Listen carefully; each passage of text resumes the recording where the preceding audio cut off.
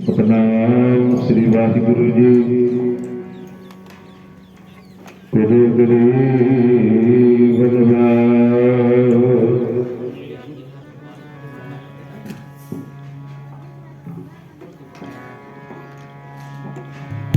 ਮੈਂ ਤਾਨ ਦੀਵਾਨ ਤੂੰ ਹੈ ਮੇਰੇ ਸੁਆਮੀ। ਮੈਂ ਤੁਧ ਆਗੇ ਅਰਦਾਸ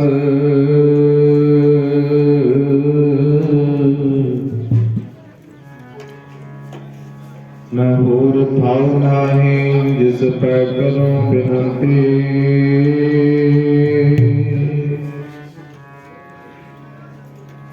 ਮੇਰਾ ਦੁੱਖ ਸੁਖ ਤੁਝੀ ਪੈ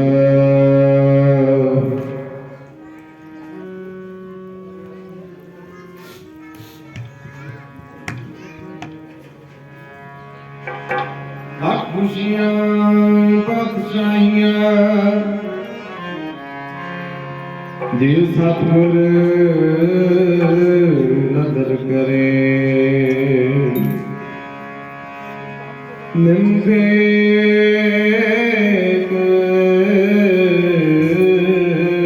ਹਰ ਨਾਮ ਨੇ ਨਿਰਮਲ ਏਕ ਹਰ ਨਾਮ ਦੇ। मेरा मन तन शीतल हो।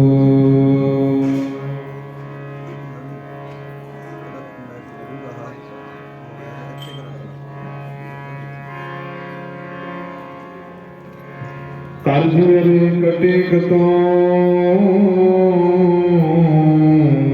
लागे बेटानिया।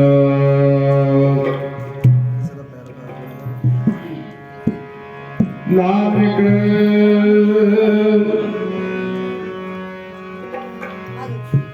नानक नाम ध्याइए कारज आवे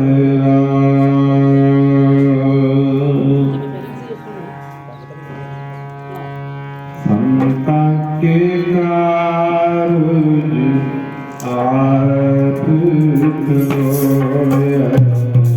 संता के कारज आप करोया।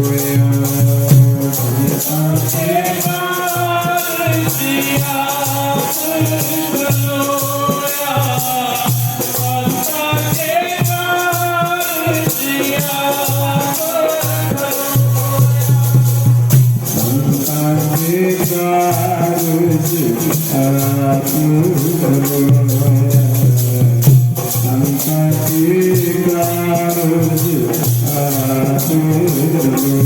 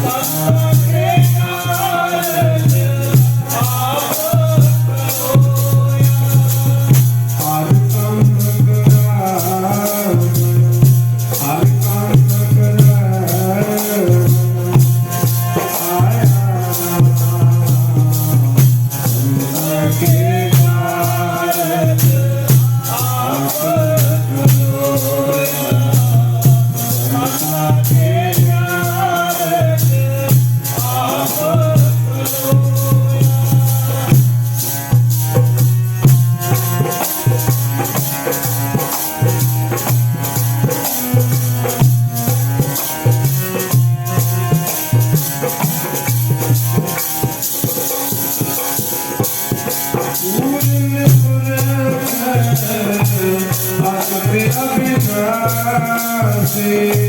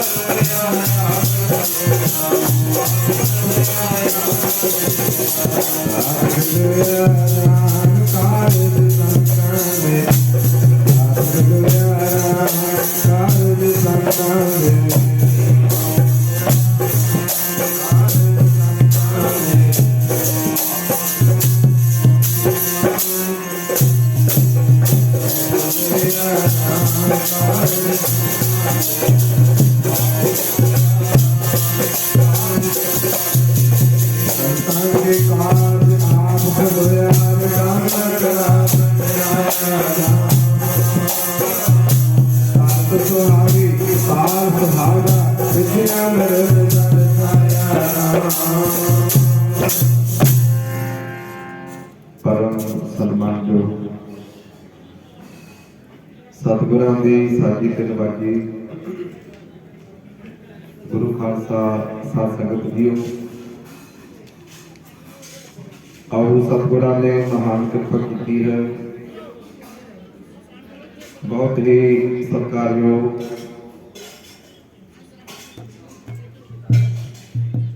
भाई साहब भाई सरदार गुरमुख सिंह जी तथा समुचे परिवार ने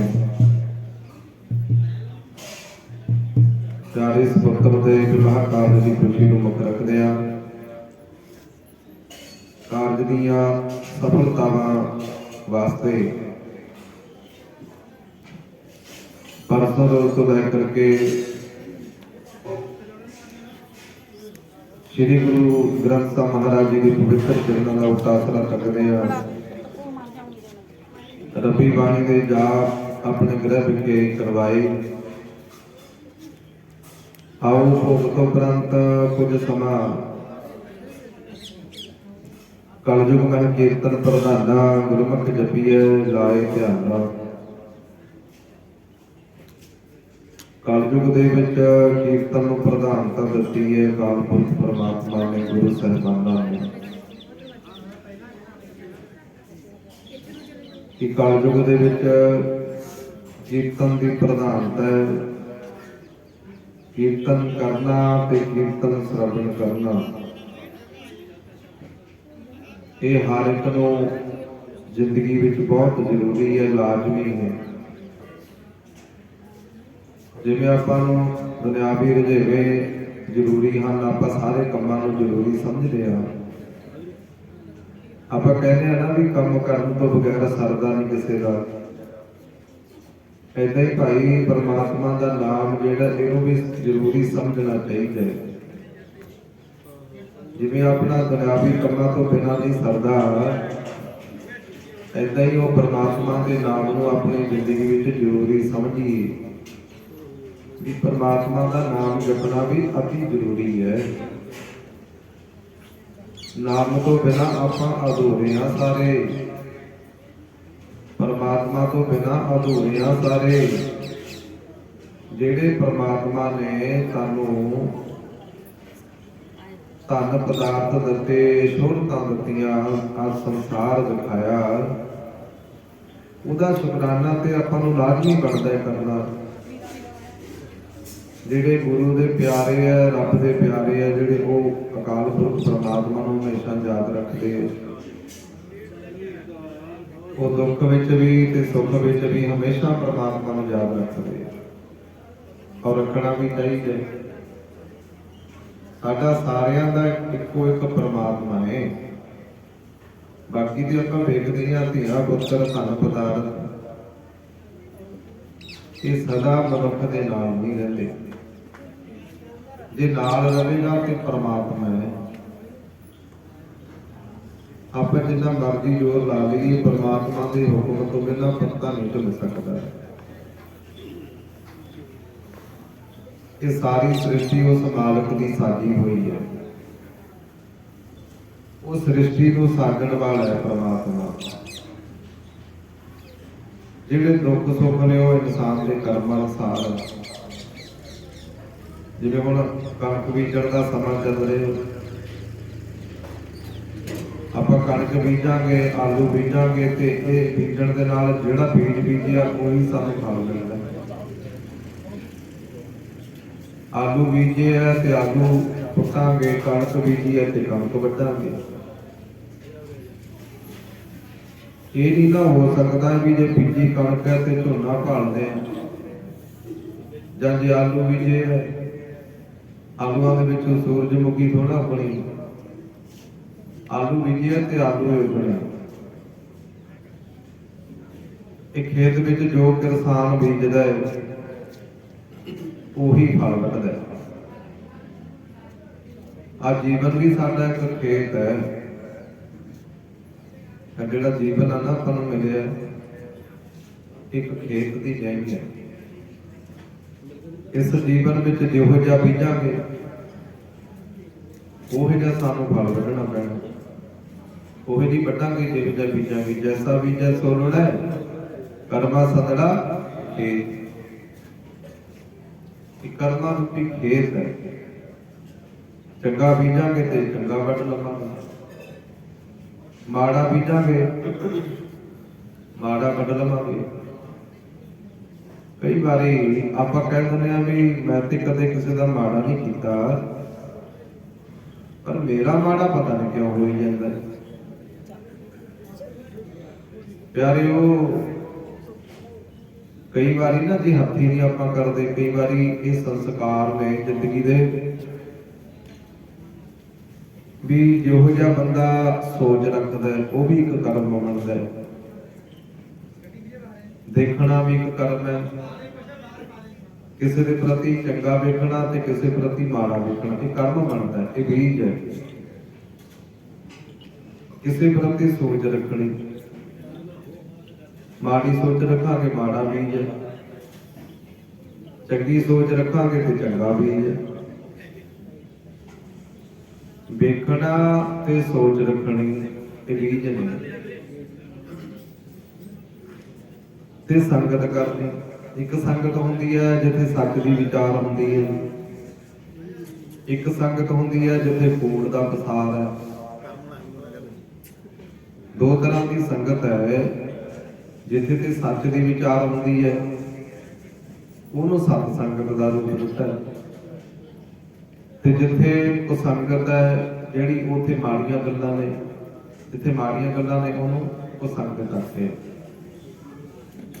ਇਹ ਦੋ ਚੀਜ਼ਾਂ ਤੋਂ ਸਾਨੂੰ ਸੇਧ ਲੈਣੀ ਚਾਹੀਦੀ ਹੈ। ਜੋ ਚੀਜ਼ਾਂ ਤੋਂ ਆਪਾਂ ਨੇ ਸਿੱਖਿਆ ਲੈਣੀ ਹੈ ਵੀ ਇਹਨਾਂ ਦੋਨਾਂ ਦੇ ਵਿੱਚੋਂ ਕਿਹੜੀ ਸੰਗਤ ਆਪਾਂ ਕਬੂਲਣੀ। ਮਾੜੀ ਸੰਗਤ ਕਬੂਲਾਂਗੇ, ਪਤਾ ਹੀ ਹੈ ਭਾਈ ਮਾੜੇ ਕਰਮ ਨੇ, ਮਾੜੇ ਬੀਜ ਬੀਜੇ ਜਾਣੇ। ਚੰਗੇ ਪਾਸੇ ਅਸੀਂ ਜਾਣ ਨੂੰ ਤਿਆਰ ਨਹੀਂ। ਸੁੱਖ ਆਪਾਂ ਸਾਰੀ ਭਾਲਦੇ, ਦੁੱਖਾਂ ਨੂੰ ਕੋਈ ਗ੍ਰਹਿਣ ਨਹੀਂ ਕਰ ਸਕਦਾ। ਹਰ ਇੱਕ ਬੰਦਾ, ਆਪਾਂ ਸਾਰੇ ਸੁੱਖ ਹੀ ਭਾਲਦੇ ਆ ਨਾ ਜ਼ਿੰਦਗੀ ਵਿੱਚ। ਕੌਣ ਕਹਿੰਦਾ ਵੀ ਮੇਰੀ ਜ਼ਿੰਦਗੀ ਵਿੱਚ ਵੀ ਦੁੱਖ ਆਵੇ? ਬਿਲਕੁਲ ਨਹੀਂ ਕੋਈ ਚਾਹੁੰਦਾ। ਆਪਾਂ ਸਾਰੇ ਕਹਿੰਦੇ ਆ ਵੀ ਪਰਮਾਤਮਾ ਮੇਰੀ ਜ਼ਿੰਦਗੀ ਵਿੱਚ ਸੁੱਖ ਹੀ ਸੁੱਖ ਆਉਣ। ਦੁੱਖਾਂ ਨੂੰ ਤਾਂ ਕੋਈ ਪਰਵਾਹ ਨਹੀਂ ਕਰਦਾ। ਪਰ ਬਾਣੀ ਕਹਿੰਦੀ ਹੈ ਵੀ ਸੁੱਖ ਦੁੱਖ ਦੋਏ ਦਰ ਕੱਪੜੇ ਪਹਿ ਰਹਿ ਜਾਏ ਮਨੁੱਖ। ਜਿਵੇਂ ਆਪਾਂ ਸਰੀਰ ਤੇ ਵਸਤਰ ਪਹਿਨਦੇ ਆ, ਗਰਮੀ ਲੰਘੀ ਅਤੇ ਗਰਮੀਆਂ ਵਾਲੇ ਵਸਤਰ ਪਹਿਨਦੇ ਸਾਨੂੰ। ਹੁਣ ਸਿਆਲ ਦੀ ਰੁੱਤ ਸ਼ੁਰੂ ਹੋ ਗਈ, ਹੁਣ ਆਪਾਂ ਸਿਆਲ ਵਾਲੇ ਵਸਤਰ ਪਹਿਨਣੇ ਸ਼ੁਰੂ ਕਰਦੇ ਨੇ। ਏਦਾਂ ਹੀ ਸੁੱਖ ਤੇ ਦੁੱਖ ਇਹ ਦੋਏ ਕੱਪੜੇ ਆ। ਸੁੱਖ ਦੁੱਖ ਦੋਏ ਦਰ ਕੱਪੜੇ, ਇਹਨਾਂ ਨੂੰ ਕਹਿੰਦੇ ਮਨੁੱਖ ਜਿਹੜਾ ਇਹ ਪਹਿਨਦਾ। ਚੰਗੇ ਕਰਮ ਕਰਦਾ ਹੈ ਤੇ ਸੁੱਖ ਪ੍ਰਾਪਤ ਹੋ ਜਾਂਦੇ, ਮਾੜੇ ਕਰਮ ਕਰਦਾ ਹੈ ਤੇ ਦੁੱਖ ਪ੍ਰਾਪਤ ਹੁੰਦੇ। ਸੁੱਖ ਦੁੱਖ ਦੋਏ ਦਰ ਕੱਪੜੇ ਇਹ ਆਉਂਦੇ ਦੋਨੇ ਹੀ ਹੈ। ਸੁੱਖ ਵੀ ਆਉਂਦੇ ਆ ਤੇ ਦੁੱਖ ਵੀ ਆਉਂਦੇ ਜ਼ਿੰਦਗੀ ਵਿੱਚ। ਸਰੀਰ ਦੀ ਕਿਰਿਆ ਮੁਤਾਬਕ ਵੀ ਦੁੱਖ ਸੁੱਖ ਆਉਂਦੇ ਆ ਭਾਈ। ਕਈ ਵਾਰੀ ਆਪਣਾ ਖਾਣਾ ਹੁਣ ਤੇ ਆਪਾਂ ਵੇਖਦੇ ਆ ਨਾ ਵੀ ਖਾਣੇ ਇਹੋ ਜਿਹੇ ਆ ਗਏ, ਕਈਆਂ ਦੇ ਤਾਂ ਆਪਣੇ ਖਾਧਾ ਹੋਇਆ ਪਚ ਜਾਂਦਾ ਹੈ, ਹਜਮ ਆ ਜਾਂਦਾ ਹੈ, ਕਈਆਂ ਦੇ ਨਹੀਂ ਹਜਮ ਆਉਂਦਾ। ਜਿਹੜੇ ਤਾਂ ਕੰਮਕਾਰ ਕਰਨ ਵਾਲੇ ਆ, ਖੇਤਾਂ ਵਿੱਚ ਕੰਮ ਕਰਦੇ, ਉਹਨਾਂ ਦੇ ਤੇ ਖਾਧਾ ਪੀਤਾ ਹਜਮ ਆ ਜਾਂਦਾ ਹੈ। ਜਿਹੜੇ ਵਿਹਲੇ ਆ ਉਹਨਾਂ ਨੂੰ ਪਚਾਉਣਾ ਔਖਾ ਹੋ ਜਾਂਦਾ। ਜ਼ਿਮੀਂਦਾਰ ਕਹਿੰਦਾ ਵੀ ਜੇ ਖਾ ਵੀ ਲਿਆ ਤਾਂ 2 ਵਾਰੀ ਕਈ ਦੇ ਚਿੱਪੇ ਇੱਧਰ ਮਾਰ ਉੱਧਰ ਮਾਰ ਹਜਮ ਹੋ ਜਾਣਾ। ਹੁਣ ਜਿਹੜੇ ਵਿਹਲੇ ਆ ਉਹਨਾਂ ਦਾ ਕਿੱਦਾਂ ਹਜਮ ਹੋ ਜਾਣਾ। ਏਦਾਂ ਹੀ ਗੁਰੂ ਸਾਹਿਬ ਕਹਿੰਦੇ ਆ ਭਾਈ, ਦੁੱਖ ਤੇ ਆਉਂਦੇ ਹੀ ਆ ਮਨੁੱਖ ਦੇ। ਕਈ ਇੱਥੇ ਫਿਰ ਸਵਾਲ ਉੱਠਦਾ ਨਾ ਵੀ ਜਿਹੜੇ ਪ੍ਰਮਾਤਮਾ ਦਾ ਨਾਮ ਜਪਦੇ ਕਿ ਉਹਨਾਂ ਨੂੰ ਦੁੱਖ ਨਹੀਂ ਆਉਂਦੇ? ਦੁੱਖ ਤੇ ਆਉਂਦੇ ਆ, ਪਰ ਗੁਰੂ ਦੀ ਕਿਰਪਾ ਨਾਲ ਉਹਨਾਂ ਨੂੰ ਦੁੱਖ ਝੱਲਣ ਦੀ ਸ਼ਕਤੀ ਮਿਲ ਜਾਂਦੀ ਹੈ, ਪਾਵਰ ਮਿਲ ਜਾਂਦੀ ਹੈ। ਉਹ ਪਰਵਾਹ ਨਹੀਂ ਕਰਦੇ। ਉਹ ਕਹਿੰਦੇ ਪਰਵਾਹ ਨਹੀਂ ਕਿਤਾ ਤੇਰੀ ਛੋੜ ਅਵਗਣ ਚੱਲੀਏ। ਅਵਗਣਾਂ ਨੂੰ ਛੋੜਨ ਦਾ ਯਤਨ ਕਰੀਏ ਆਪਾਂ ਸਾਰੇ। ਗੁਰੂ ਚਰਨਾਂ ਵਿੱਚ ਜਾ ਕੇ ਪਾਵਰਾਂ ਮਿਲਦੀ ਹੈ, ਗੁਰੂ ਚਰਨਾਂ ਵਿੱਚ ਜਾ ਕੇ ਸ਼ਕਤੀਆਂ ਮਿਲਦੀਆਂ ਨੇ। ਸੁਖ ਗੁਰੂ ਦੇ ਚਰਨਾਂ ਵਿੱਚ ਆ ਕੇ ਮਿਲਣਾ ਪਿਆਰਿਓ। ਇੱਧਰ ਉੱਧਰ ਫਿਰਾਂਗੇ, ਭਟਕਣਾ ਤੋਂ ਸਿਵਾਏ ਕੁਝ ਵੀ ਪ੍ਰਾਪਤ ਨਹੀਂ ਹੋਣਾ। ਸੁਖ ਕਿਤੇ ਨਾ ਮਿਲਦਾ ਜੀ, ਮਿਲਦਾ ਗੁਰ ਚਰਨਾਂ ਵਿੱਚ ਆ ਕੇ ਰਾਜ। ਸੁਖ ਕਿਤੇ ਨਾ ਮਿਲਦਾ ਜੀ, ਮਿਲਦਾ ਗੁਰ ਚਰਨਾਂ ਵਿੱਚ ਆ ਕੇ ਨਾ ਮਿਲਦਾ।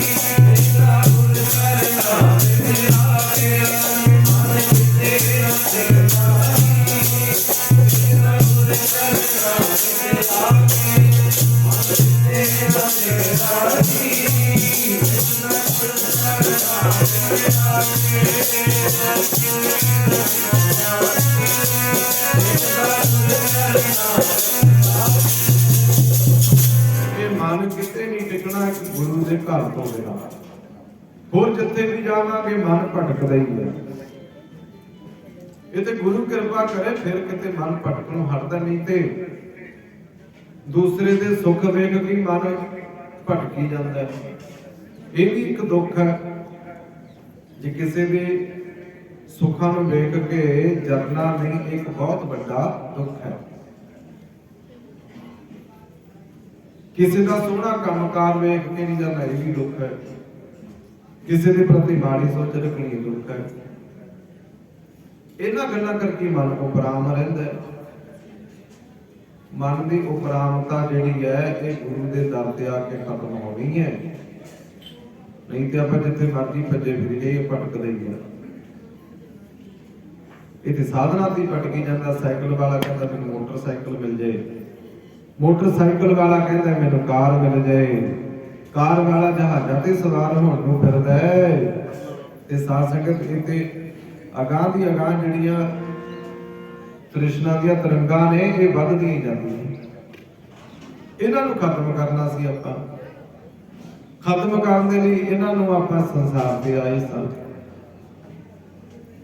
ਬਾਣੀ ਕਹਿੰਦੀ ਹੈ, ਗੁਰੂ ਅਮਰਦਾਸ ਮਹਾਰਾਜ ਜੀ ਆਨੰਦ ਸਾਹਿਬ ਦੀ ਬਾਣੀ ਦੇ ਵਿੱਚ ਫਰਮਾਨ ਕਰਦੇ ਆ, ਇਹ ਸਰੀਰਾ ਮੇਰਿਆ ਇਸ ਜਗ ਮੈਂ ਆਏ ਕਿ ਕਿਆ ਤੁਧ ਕਰਮ ਕਮਾਇਆ, ਕੇ ਕਰਮ ਕਰਾਇਆ ਤੁਧ ਸਰੀਰਾ ਜਾ ਤੂੰ ਜਗ ਮੈਂ ਆਇਆ। ਜਿਨ ਹਰ ਤੇਰਾ ਰਚਨ ਰਚਿਆ ਸੋ ਹਰ ਮਨ ਨਾ ਵਸਾਇਆ। ਜਿਹਨੇ ਤੇਰੀ ਰਚਨਾ ਰਚੀ, ਜਿਹਨੇ ਤੈਨੂੰ ਸਾਜਿਆ, ਜਿਹਨੇ ਤੈਨੂੰ ਨਾਲ ਨਾਲ ਨਿਵਾਜਿਆ, ਉਹ ਤੂੰ ਮਨ ਤੇ ਨਹੀਂ ਵਸਾਇਆ। ਤੂੰ ਕਹਿੰਦਾ ਵੀ ਜੋ ਕੁਝ ਕੀਤਾ ਮੈਂ ਕੀਤਾ, ਤੇਰੇ ਕੀਤੇ ਤੇ ਕੁਝ ਨਹੀਂ ਹੋਣਾ। ਹੋਣਾ ਤਾਂ ਉਹ ਹੈ ਜੋ ਉਹਨੂੰ ਪਾਉਂਦਾ ਹੈ, ਉਹ ਹੁੰਦਾ ਪਿਆਰੇ। ਜਿਨ੍ਹਾਂ ਦਾ ਗੁਰੂ ਨਾਲ ਪਿਆਰ ਬਣ ਜਾਂਦਾ ਹੈ, ਗੁਰੂ ਦੇ ਦਰਸਾਏ ਹੋਏ ਮਾਰਗ ਤੇ ਚੱਲਣ ਦਾ ਯਤਨ ਕਰਦੇ, ਉਹਨਾਂ ਦਾ ਮਨ ਟਿਕਾਅ ਵਿੱਚ ਆ ਜਾਂਦਾ। ਭਾਵੇਂ ਫਿਰ ਵੱਡੇ ਤੋਂ ਵੱਡਾ ਕੋਈ ਦੁੱਖ ਚੱਲ ਕੇ ਕਿਉਂ ਨਾ ਆ ਜੇ, ਉਹਨਾਂ ਨੂੰ ਫਿਰ ਦੁੱਖਾਂ ਨੂੰ ਝੱਲਣ ਦੀ ਸਮਰੱਥਾ ਪ੍ਰਾਪਤ ਹੋ ਜਾਂਦੀ ਹੈ। ਇੱਕ ਵਾਰੀ ਨਾ ਭਾਈ ਆਖਣ ਜੀ ਹੋਏ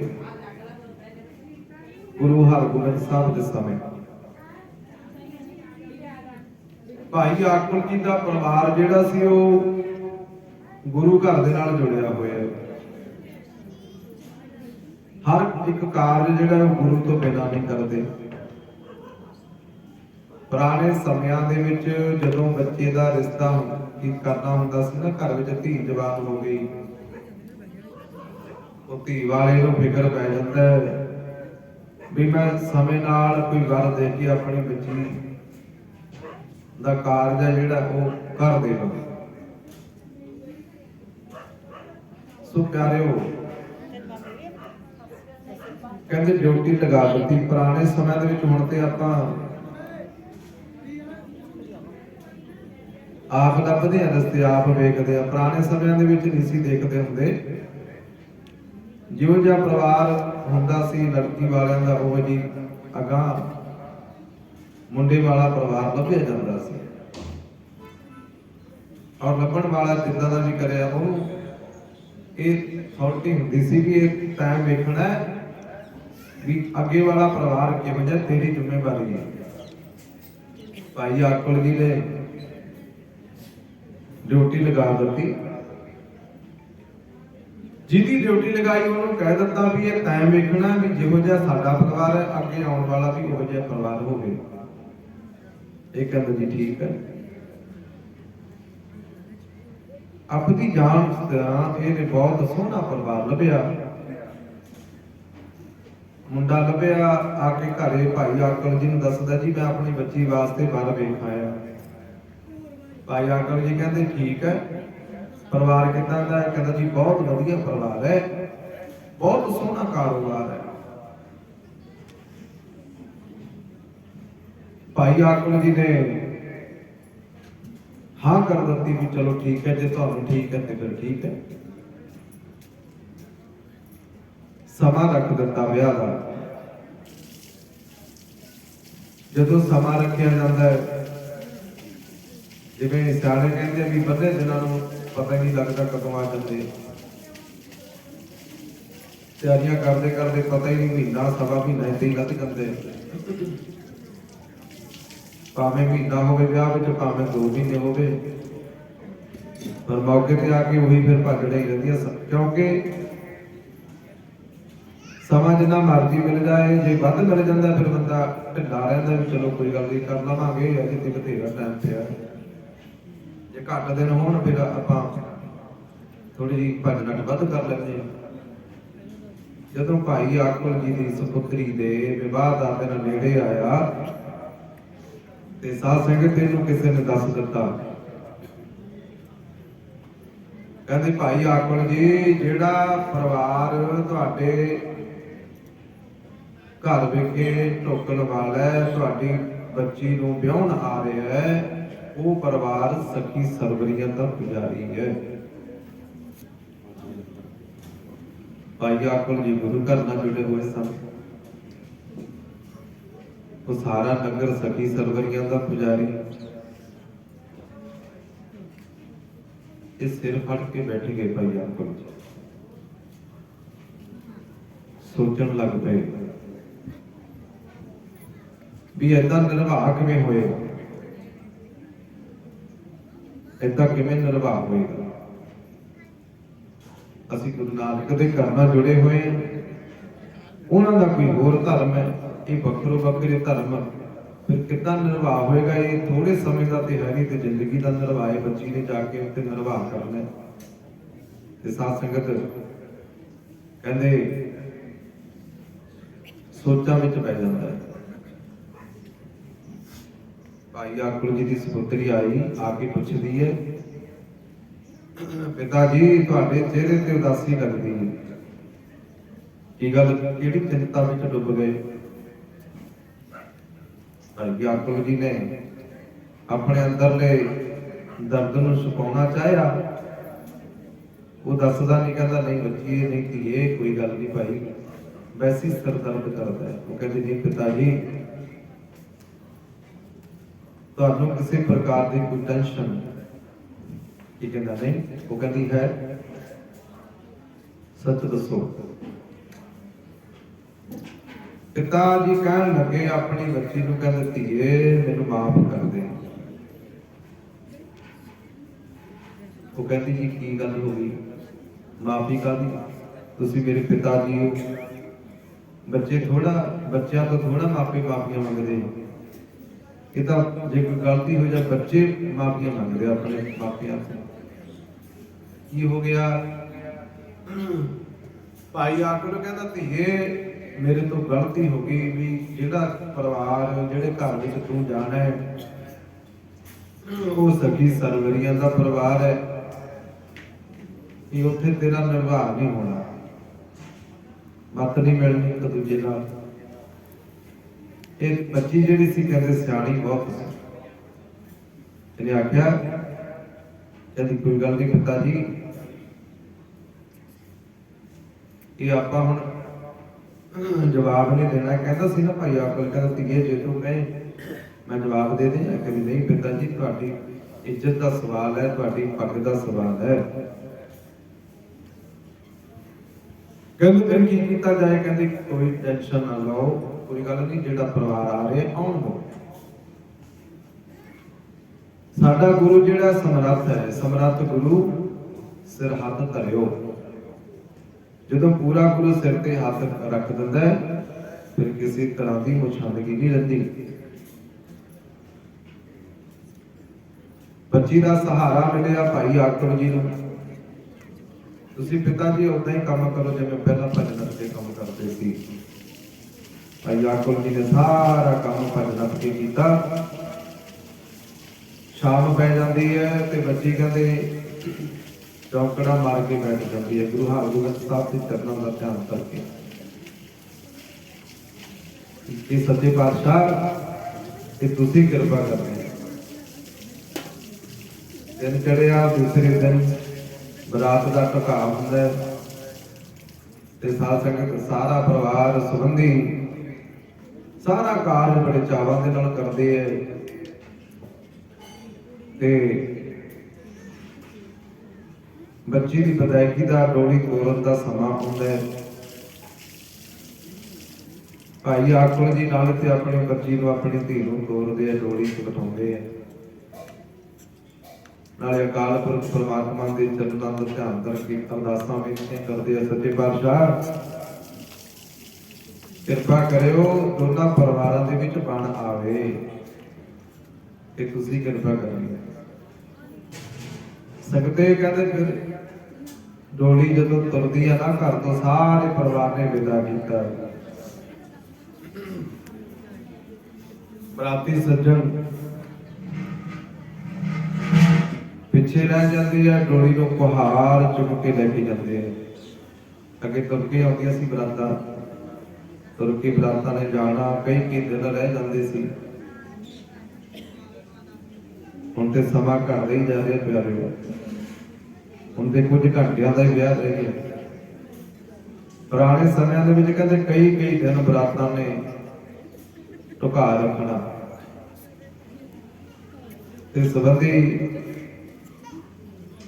ਆਪਣੇ ਆਏ ਹੋਏ ਰਿਸ਼ਤੇਦਾਰਾਂ ਦਾ ਸਤਿਕਾਰ ਕਰਦੇ, ਜਲ ਪਾਣੀ ਨਾਲ ਸੇਵਾ ਕਰਦੇ, ਬੜਾ ਪਿਆਰ ਹੁੰਦਾ ਸੀ। 4 ਜਣੇ ਡੋਲੀ ਚੁੱਕ ਕੇ ਲੈ ਕੇ ਜਾ ਰਹੇ। ਰਸਤੇ ਦੇ ਵਿੱਚ ਨਾ ਆਵਾਜ਼ਾਂ ਆਉਣ ਲੱਗ ਜਾਂਦੀਆਂ ਵੀ ਜਿਵੇਂ ਕਿਤੇ ਗੁਰੂ ਹਰਗੋਬਿੰਦ ਸਾਹਿਬ ਦੇ, ਜਿਵੇਂ ਆਪਾਂ ਬੈਠੇ ਆ ਨਾ, ਏਦਾਂ ਹੀ ਜਿਵੇਂ ਦੀਵਾਨ ਲੱਗੇ ਹੋਣ, ਕਿਤੇ ਗੁਰੂ ਦੀਆਂ ਵਿਚਾਰਾਂ ਚੱਲ ਰਹੀਆਂ ਸਨ। ਆਵਾਜ਼ਾਂ ਆਇਆ, ਇਸ ਬੱਚੀ ਦੇ ਕੰਨਾਂ ਵਿੱਚ ਆਵਾਜ਼ ਪਈ, ਸੋਚਣ ਲੱਗ ਪਈ ਵੀ ਇਹ ਕਿਤੇ ਸੰਗਤ ਜੁੜੀ ਹੋਈ ਹੈ। ਜਿਹੜਾ ਸੰਗਤ ਕਰਨ ਵਾਲਾ ਹੁੰਦਾ ਹੈ ਉਹ ਸੰਗਤ ਨਹੀਂ ਛੱਡਦਾ, ਸਮਾਂ ਭਾਵੇਂ ਜੋ ਜਿਹਾ ਮਰਜ਼ੀ ਹੋਵੇ। ਇਸ ਦੇ ਮਨ ਵਿੱਚ ਵੀ ਆਇਆ ਵੀ ਹੋ ਸਕਦਾ ਮਹਾਰਾਜ ਆਪ ਸੁਭਾਈਵਾਨ ਹੁਣ ਚੱਲ ਕੇ ਦਰਸ਼ਨ ਕਰਾਂ। ਫਿਰ ਸੋਚਦੀ ਹੈ, ਕਹਿੰਦੀ ਬਣਾ ਤੂੰ ਤੇ ਹੁਣ ਬਗਾਨਿਆਂ ਦੇ ਵੱਸ ਹੈ, ਹੁਣ ਤੇ ਜਾਣਾ ਮੁਸ਼ਕਲ ਹੈ। ਫਿਰ ਵੀ ਕੋਸ਼ਿਸ਼ ਕੀਤੀ, ਜਿਵੇਂ ਰਾਤ ਦੀਵਾਨ ਦੇ ਵਿੱਚ ਤਾਰਾ ਰਾਣੀ ਦਾ ਟੂਕ ਮਾਤਰ ਇਤਿਹਾਸ ਆਪਾਂ ਸਾਰਿਆਂ ਨੇ ਸਾਂਝਾ ਕੀਤਾ ਸੀ ਵੀ ਉਹ ਸੰਗਤ ਕਰਦੀ ਹੈ ਰਾਜੇ ਨੂੰ, ਰਾਜੇ ਹਰੀ ਚੰਦ ਨੂੰ ਜਦੋਂ ਪਤਾ ਲੱਗ ਜਾਂਦਾ ਹੈ, ਉਹ ਖੜਾਮਾ ਤੱਕ ਲੁਕਾਉਣ ਦੀਆਂ ਗੱਲਾਂ ਕਰਦਾ ਵੀ ਰਾਣੀ ਮੇਰੇ ਤੋਂ ਚੋਰੀ ਕਰਦੀ ਹੈ। ਮੈਂ ਪੁੱਛੂੰਗਾ ਵੀ ਰਾਤ ਨੂੰ ਕਿੱਥੇ ਜਾਂਦੀ ਹੈ। ਪਿੱਛੇ ਵੀ ਜਾ ਕੇ ਵੇਖਿਆ, ਰਾਣੀ ਸੰਗਤ ਕਰਨ ਗਈ, ਸਾਧੂਆਂ ਦੀ ਸੰਗਤ ਹੋ ਰਹੀ ਸੀ। ਫਿਰ ਸੋਚਦਾ ਵੀ ਬੈਠੀ ਤੇ ਚੰਗੀ ਜਗ੍ਹਾ ਤੇ ਆ, ਪਰ ਮੈਨੂੰ ਦੱਸ ਕੇ ਤਾਂ ਜਾਂਦੀ। ਇਸ ਗੱਲ ਦਾ ਗੁੱਸਾ ਹੈ ਤੇ ਸਾਧ ਸੰਗਤ ਏਦਾਂ ਹੀ ਇਹ ਭਾਈ ਆਟੋ ਜੀ ਦੀ ਸਪੁੱਤਰੀ ਮਨ ਵਿੱਚ ਸੋਚਿਆ ਵੀ ਸੰਗਤ ਕਰਦੀਆਂ, ਫਿਰ ਵਿਵਸਥਾ ਬਣਾਉਂਦੀ ਵੀ ਹੱਲ ਕਿਵੇਂ ਕੀਤਾ ਜਾਏ। ਹੀਲਾ ਸਿਆਣੇ ਕਹਿੰਦੇ ਹੀਲੇ ਦੇ ਨਾਲ ਫਿਰ ਵਸੀਲਾ ਵੀ ਹੋ ਜਾਂਦਾ ਹੈ। ਉਹਦੇ ਮਨ ਵਿੱਚ ਆਇਆ, ਕੁਹਾਰਾਂ ਨੂੰ ਕਹਿਣ ਲੱਗੀ, ਵੀਰੋ ਭਰਾਵੋ, ਮੇਰੀ ਤੁਹਾਡੇ ਚਰਨਾਂ ਵਿੱਚ ਇੱਕ ਅਰਜ਼ ਹੈ ਕਿ ਆ ਜਿੱਥੋਂ ਆਵਾਜ਼ਾਂ ਆ ਰਹੀਆਂ ਤੇ ਮੈਂ ਉੱਥੇ ਜਾਣਾ ਚਾਹੁੰਦੀ ਹਾਂ। ਉਹਨਾਂ ਨੇ ਆਖਿਆ, ਬੱਚੀਏ ਧੀਏ, ਭਾਈ ਸਾਡੀ ਡਿਊਟੀ ਹੈ ਵੀ ਡੋਲੀ ਨੂੰ ਸਹੀ ਸਲਾਮਤ ਘਰ ਪਹੁੰਚਾਉਣਾ। ਸਾਰੀ ਬਰਾਤ ਪਿੱਛੇ ਆ ਰਹੀ ਹੈ, ਅਸੀਂ ਘਰ ਪਹੁੰਚਣਾ ਸਹੀ ਸਲਾਮਤ ਲੈ ਕੇ, ਸਾਡੀ ਜ਼ਿੰਮੇਵਾਰੀ ਹੈ। ਉਹ ਕਹਿੰਦੀ ਮੈਂ ਕਿਹੜਾ ਭੱਜਣ ਲੱਗੀ ਆ, ਮੈਂ ਤੇ ਇਹੀ ਕਹਿੰਦੀ ਆ ਵੀ ਥੋੜਾ ਸਮਾਂ ਮੈਨੂੰ ਸੰਗਤ ਵਿੱਚ ਜਾਣ ਦਿਓ। ਜਦੋਂ ਨਾ ਮੰਨੇ ਇਹਨੇ ਫਿਰ ਲਾਲਚ ਦਿੱਤਾ, ਕਹਿੰਦੀ ਵੀ ਮੇਰੇ ਜਿਹੜੇ ਮੇਰੇ ਆ ਗਹਿਣੇ ਪਾਏ ਹੋਏ ਆ, ਕੁਝ ਮਾਇਆ, ਮੈਂ ਤੁਹਾਨੂੰ ਉਹ ਦੇ ਦੇਵੇ, ਮੇਰੇ ਤੋਂ ਮਾਇਆ ਲੈ ਲਓ, ਗਹਿਣੇ ਲੈ ਲਓ, ਪਰ ਮੇਰੇ ਤੇ ਆ ਜ਼ਰੂਰ ਕਿਰਪਾ ਕਰੋ। ਉਹ ਲਾਲਚ ਵਸ ਹੋ ਗਈ। ਲਾਲਚੀ ਮਨੁੱਖ ਜਦੋਂ ਉਹਨੂੰ ਲਾਲਚ ਮਿਲਦਾ ਫਿਰ ਉਹ ਵੱਡੇ ਤੋਂ ਵੱਡੇ ਕੰਮ ਕਰਨ ਦੀ ਢਿੱਲ ਨਹੀਂ ਕਰਦਾ। ਇਹ ਕਹਿੰਦੇ ਵੀ ਐ ਕਰਤੀ ਇਹ ਚੱਲੀ ਤੇ ਜਾ, ਪਰ ਛੇਤੀ ਆ ਜਾਵੇ। ਇਹ ਨਾ ਹੋਵੇ ਵੀ ਬਰਾਤ ਨੇੜੇ ਆ ਜਾਏ, ਤੂੰ ਮੁੜੇ ਨਾ ਵਾਪਸ। सानू आके झिड़कणगे, बुरा भला आप शब्द बोलणगे, साडे तो कहाया नहीं जाना। ये कहती भी मैं जल्दी मुड़ आवां। साध संगत कहते ये बच्ची चली जाती है। महाराज खुला पंडाल लग्या हुआ, छेवें पातशाह संगतां नूं संबोधित हो रहे हैं। गुरु नानक के घर दीयां विचारां चल रही ने ते साध संगत ते बच्ची ने जाके महाराज के चरणों च नमस्कार कर दी। सच्चे पातशाह गुरु हरगोबिंद साहब पूछण लगे, धीए बच्चीए भाई तू कित्थों आई है? तेरे सुहागणा वाले वस्त्र पहने हुए है, धीए लगता भी तेरा ब्याह हुणे हुणे होया है, सज्जरे ब्याह वाली बच्ची लगती है, तू ये ऐदा कली किधर तुरी फिरदी? सच्चे पातशाह के चरणों में हाथ जोड़े ते आखण लगी, पातशाह तुसी ते जानी जान हो, तुसी ते सब दीयां भावनावां नूं समझण वाले हो, समर्थ गुरु हो, तुहाडे तो की लुकिया है? सच्चे पातशाह पर फिर भी मैं अर्ज करदी हां, मैं ते बस एक ही भावना लैके आई हां, तुहाडे बोल मेरे कन्नां विच पए सन,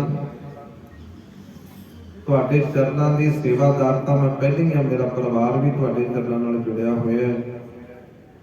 एक ते तुहाडे दर्शनां दी तांग सी अंदर, दूसरा ये है सच्चे पातशाह मेरी डोली मेरे पिता ने तोड़ दी है। मेरे पिता भाई आकुल जी, जदों भाई आकुल जी का नाम लिया महाराज जानते सन, कहते अच्छा धीए भाई आकुल जी की सुपुत्री है,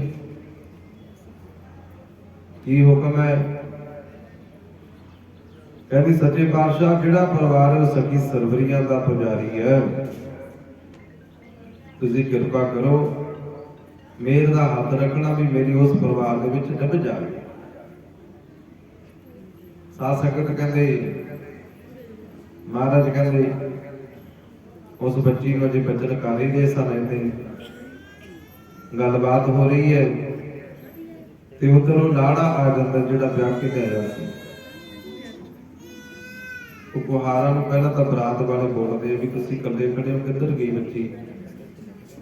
वो कहते जी ओह जिथे संगत हो रही है उत्थे गई है, थोड़े समय की मोहलत लैके गई सी, सानूं ते सी भी तुहाडे आउंदिआं तक वो वापस आ जाएगी, पर वो आई नहीं, वादा ते करके गई सी। जिहड़ा ब्याह के लैके आया सी वो कहता मैं देखदा चल के।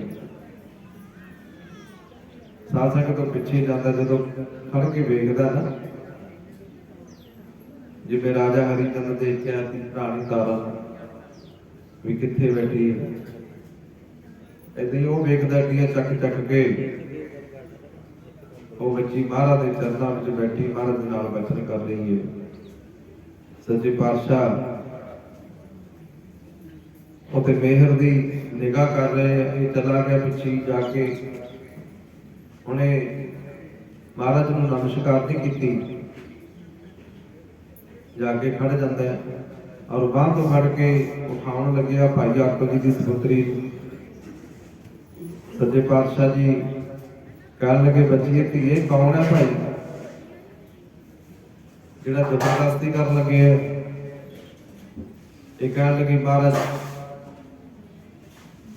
ये मेरे सिर का साई है, इसे घर में मैं जाना है, तुसीं कृपा करो। गुरु हरगोबिंद साहब जी ने कहते असीं मेहर की निगाह की, उसकी सोच बदल जाती है। जिहड़ा भरिया पीता आया सी गुस्से दे विच लाल पीड़ा हो के आया सी, एकदम शांत हो जाता है।